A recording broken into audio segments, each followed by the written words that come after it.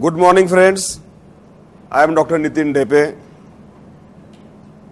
organizing co-chair for this DERMACON 2020. I sincerely thank everybody for attending this event. I thank IDVL for giving us opportunity to organize such event and prove our organizational skills. I am sure that this DERMACON is a big hit. It's all because of you delegates participated wholeheartedly. The scientific program was very nicely crafted by our scientific chair, Dhanasri Bhede madam. All other organizations under able leadership of Dr.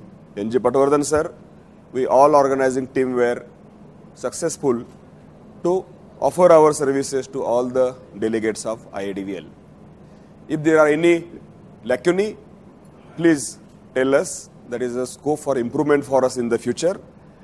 Anything you liked in this conference, please tell everybody, spare on the groups. My team will appreciate the appreciation. Today I will just share with you the journey of the lasers in India, because that is what I am known for. The lasers and cosmetic dermatology is a recent addition in the dermatology. Previously, dermatology was traditional clinical dermatology, and believe me, dermatology is the most intelligent branch, because diagnosis in dermatology is always a differential diagnosis.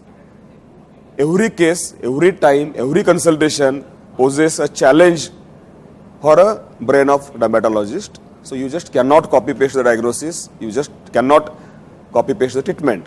You need to use your brain every time. So it takes a lot of time to become an experienced dermatologist. So I always respect the clinical dermatology. Now the newer extension of this clinical dermatology is cosmetology and lasers. I believe your base of the clinical dermatology should be very sound to become a successful cosmetic dermatologist, successful laser physician. I personally call that branch as a interventional dermatology.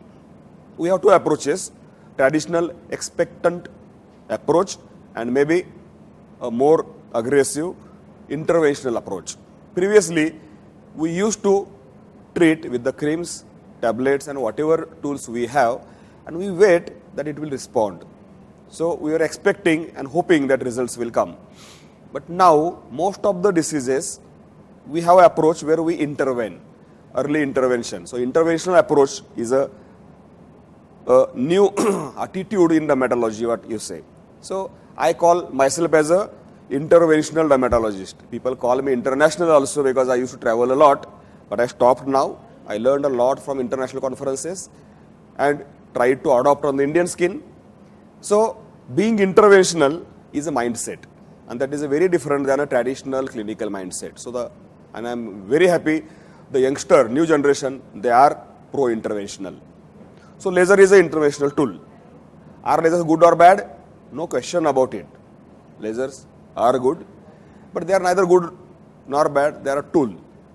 This tool has to be used with your brain, with your creativity. Laser practice is a art as well as science. You can learn laser physics, you can learn the parameter of the lasers, you can learn the science. That's great. But how to apply those lasers in the clinical scenario is a real art. So I always request the clinicians who have a great clinical acumen, please embrace lasers, embrace tools. Because lasers are not a tool to be in the hand of the beauticians, maybe the quacks, maybe the non-qualified practitioners. Laser is a tool for a dermatologist. And there are so many diseases in dermatology where you can use laser as an innovative tool. For example, the most clinical laser is eczema laser. I loved that most. I was one of the first few dermatologists who launched the eczema laser in India, maybe 2003. since last 15 years, we tried the excimer laser in so many clinical indications, not only the psoriasis, not only vitiligo, but maybe the morphea, maybe prurigo, maybe eczema, so many recalcitrant diseases. We tried with the excimer laser, and believe me, it is an external approach which is safe. So those treatment which need a systemic approach, giving tablets, giving oral medication and a risk of side effect, now they are being very safely treated without side effect. So I call this as a safe dermatology. So what are the parameters of safe dermatology? External approach, interventional approach is a safe dermatology. Another example, very classic example, onychomycosis, nail fungus or 20 nail dystrophy. So in the 20 nail dystrophy, we have the nails dystrophied, we apply topical steroid creams or any other creams, or in the nail fungus, the standard recommended course is a oral antifungal tablets, maybe 6 months for fingernails and maybe around 1 year for toenails. Can you imagine a simple disease only in the external part of, that is a dead part of the skin, that is a nail plate, and we are giving a antifungal tablet for 6 months or 1 year, which is potentially hepatotoxic. Now what is this new approach? In the new approach, we use the lasers. Lasers in onychomycosis. How we use? There are 2 or 3 different ways. One philosophy is all the fungi are heat labile or thermolabile. So we use a laser which can heat the nail plate and the nail bed below. So that temperature rise will inactivate the fungus. But the temperature required was high, it was a painful treatment, so it didn't click much. Second approach is most of the fungi, they have a pigmented cell wall. Okay, that's great. This pigmented cell wall can be targeted by pigmentary lasers. So a pigmentary laser fired on the nail plate will kill the cell wall of the fungus. And how most of the antifungals work? They work by disturbing the cell wall. Once you disturb the cell wall, it is non-compatible with their life. So it is a fungicidal. So breaking the cell wall is a fungicidal. So the pigmentary lasers are fungicidal. Now third approach in onychomycosis is we use a fractional CO2 laser. In fractional CO2 laser, we perforate the nail plate. We take maybe around something 15-20 millijoules on the deep FX. We fire on the nail plate. Those perforations on the nail plate, they stay patent for next couple of weeks. So once in 2 weeks, again we fire with that fractional CO2 and apply your antifungal nail lacquer on that. Your penetration of nail lacquer is full thickness in the nail plate, and that's amazing antifungal effect. So a treatment which was involving an antifungal which is potentially hepatotoxic for 6 months or 1 year is now just come once in a 2 week in the clinic, fire a laser and just apply a lacquer on that and your fungus is gone. So I welcome such safer options.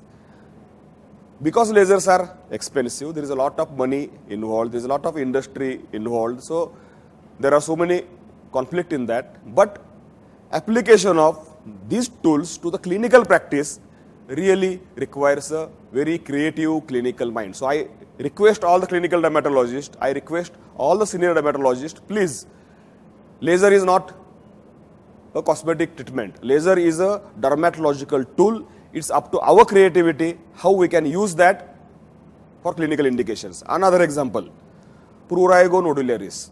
How we treat? With so many tablets and cream for so many years. Most of the creams, they will be affecting the skin surrounding that prurigo. What is the interventional approach?